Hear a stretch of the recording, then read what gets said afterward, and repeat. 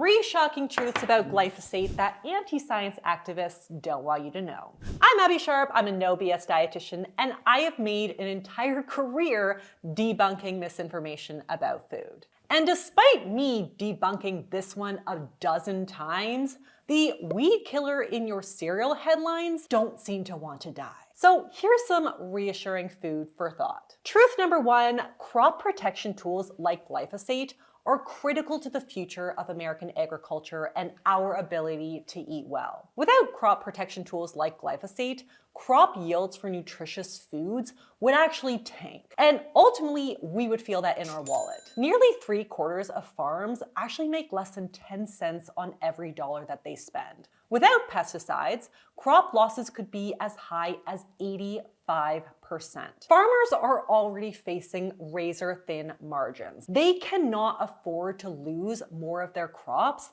and we can't afford to pay more for nutritious foods. Truth number 2, the relative toxicity of glyphosate is far lower than that of healthy and essential nutrients that many of us work really hard to include in our diet. So for example, for a woman my size, iron would be nearly 20 times more toxic than glyphosate, and we are consuming 10 times more iron every single day. Funny, no one's ringing the alarm bells on nutrients or trace elements. And 3, the dose makes the poison. Herbicide smear campaigns completely disregard the 50 years of science and safe usage in modern agriculture and food production, vegetation management, and more. Like, remember when the internet called out chickpea pasta for its high levels of glyphosate residue? Not only was that based on raw pasta, which we don't eat, but you would have to consume over 200 servings of pasta